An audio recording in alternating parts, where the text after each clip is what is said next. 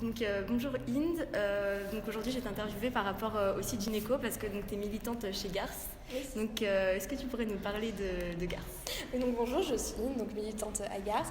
Garth en fait c'est un collectif féministe intersectionnel qui se réunit en fait en réunion non mixte. Intersectionnel en fait tout simplement ça signifie qu'on inclut en fait différentes luttes et qu'on fait des parallèles entre différentes luttes parce que par exemple être une femme et donc subir les violences misogynes c'est pas pareil qu'être une femme et en plus être une femme racisée par exemple et subir en plus l'oppression du système du racisme qui est l'oppression systémique. Merci. On va commencer avec la première question. En fait, Gynéco, c'est un site qui se qualifie de féministe, donc sur sa page. Et est-ce qu'en tant que militante, tu penses que ce site mène une action féministe ? Alors oui, en tant que militante, on recommande fortement ce site. On pense qu'il mène une action féministe, tout simplement parce qu'il vise à éclairer en fait sur les droits qu'on a dans une consultation gynécologique, des choses qu'on peut ne pas soupçonner. Par exemple, le droit à être bien traité, à être bien manipulé, à ne pas forcément être nu, à ne pas forcément avoir à se peser, etc. Donc ça vise à éclairer ces droits et à répertorier aussi les gynécologues qui respectent tout un tas de choses parce qu'on se rend compte qu'il y a énormément de violences gynécologiques, donc que ce soit des petites violences comme ça, être un peu maltraité physiquement, ou de grandes violences aussi, avec certains gynécologues qui vont vous refuser parce que vous avez telle ou telle orientation sexuelle, qui vont vous refuser en termes de parce que vous êtes vous avez un système de santé relié à la CMU, des choses comme ça. Donc ça vise à éclairer et à la fois à répertorier ensemble les gynécologues pour éviter le moins de violences. Ok. Et qu'est-ce que toi tu penses en tant que militante chez Garth de la conception intersectionnelle de la gynécologie que porte le site ? C'est un peu comme tous les autres aspects qui touchent à la condition finalement de femme. C'est très important parce que par exemple, une personne trans peut avoir des réticences à aller voir un gynécologue parce que c'est pas comment la personne va réagir. C'est vrai qu'on sait pas.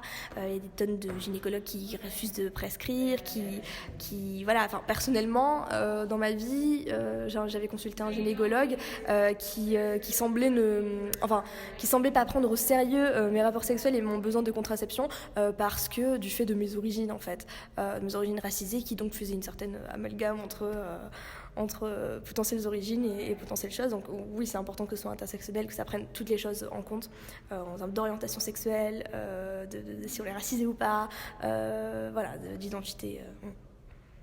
Super, merci. Est-ce que tu penses que la médecine numérique est une avancée pour la cause des femmes, dans le sens où on peut recommander des médecins et préciser leur spécialité, etc. Est-ce que ça change vraiment quelque chose dans la vie des femmes ? Est-ce que tu penses ça ? Grandement, je pense que dans le cas de Gynéco, c'est ultra important parce que du coup, on a vraiment une base où on a des listes qui sont recommandées par des personnes qui vivent un peu les mêmes choses que nous, par des femmes qui vivent les mêmes choses que nous. Donc oui, à mon avis, c'est une grande avancée parce que maintenant, personnellement, quand je vais chez le gynécologue, j'ai plus cette peur de savoir à quoi m'attendre, de savoir parce que c'est toujours délicat le geste même en soi d'aller chez un gynécologue ou une gynécologue. Et donc je pense que oui, ça fait grandement avancer les choses parce qu'on a une vue d'ensemble maintenant et on sait à quoi s'attendre. Donc je pense qu'au niveau des réticences, au niveau de la peur, ça peut être bien. Au niveau de la honte aussi, qui n'est pas négligeable, qui touche énormément, la honte du rapport sexuel, la honte en soi, la honte de soi, je pense que ça peut énormément aider et énormément faciliter du coup les contraceptions et éviter tout un tas de problèmes comme, je sais pas, tout ce qui peut en découler, je sais pas, voilà. Ok, et dernière question. Comment est-ce que toi, en tant que militante féministe, aimerais qu'on utilise la médecine numérique pour encore améliorer le rapport des femmes à la gynécologie ? Eh bien, déjà, je pense que ce que fait Gynéco, c'est vraiment une première impulsion dans ce qu'on peut faire. Donc le droit à l'information, le droit, même si ça peut paraître un peu sectaire, d'établir une liste de gynécologues, bon, pas bon, mais c'est fondamentalement important. Et comment la médecine numérique peut améliorer en fait le quotidien, c'est un peu la question. Je pense que c'est d'autant plus important parce qu'il y a plein de problématiques finalement liées à la médecine et aux femmes. Des problématiques qu'on ne soupçonne pas quand on est un homme, des problématiques qu'on ne soupçonne pas quand on est en situation de privilège finalement.